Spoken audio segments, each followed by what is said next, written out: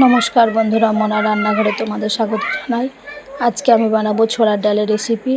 এই রেসিপিটা আমার মতো করে একবার হলে করে খেয়ে দেখবেন কত সুন্দর হয়। ছোলার ডালের রেসিপিটা করার জন্য এখানে আমি কড়াই বসিয়ে দিয়েছি। কড়াই তেল দিয়ে দিচ্ছি আলু ভাজার জন্য। অল্প হলুদ, অল্প নুন দিয়ে দেব।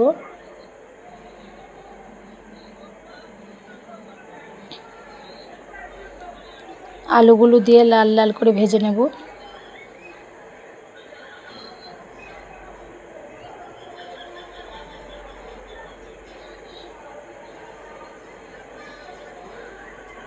আলুগুলো আমার ভাজা হয়ে গেছে, আলুগুলো আমি তুলে নেব।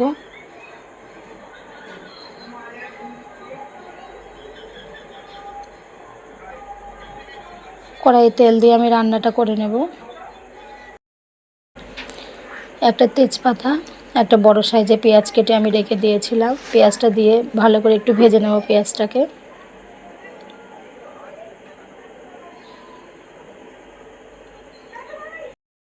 একটা টমেটো কেটে রেখে দিয়েছিলাম, টমেটোটা দিয়ে দিলাম।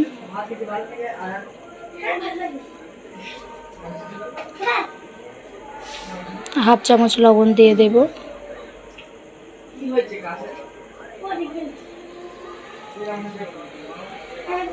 এর মধ্যে মশলা দেব।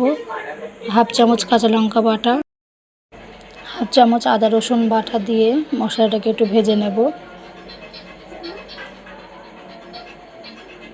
এর মধ্যে গুঁড়ো মশলা দিয়ে দেব। হাফ চামচ হলুদ গুঁড়ো, হাফ চামচ জিরে গুঁড়ো, অল্প ধনে গুঁড়ো, অল্প গুঁড়ো লঙ্কা দিয়ে মশলাটাকে একটু ভালো করে কষিয়ে নেব। অল্প জল দেব।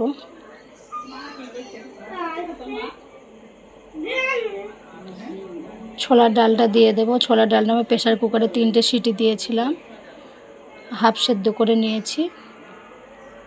ছোলার ডালটা দিয়ে মশলার সাথে আমি কষিয়ে নেব।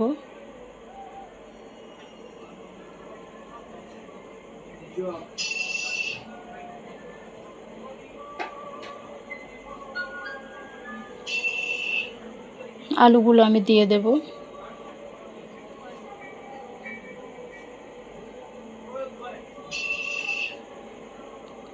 আলুগুলো দিয়ে একটু কষিয়ে নেব।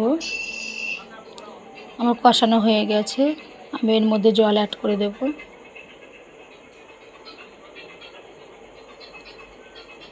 বেশি জল দেব না, অল্পই জল দেব। আমার ছোলার ডাল সব সিদ্ধ হয়ে আছে হাফ।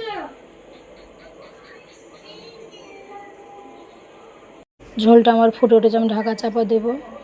10 মিনিট মতো করে নিয়েছি ডালটাকে আমি। ডালটা আমার সিদ্ধ হয়ে গেছে। রেসিপিটা আমার হয়ে গেছে। গরম গরম মশলা ভাজা গুঁড়ো দেব। লবণের পরিমাণটা আমার ঠিকই আছে, ওই জন্য লবণ দেব না।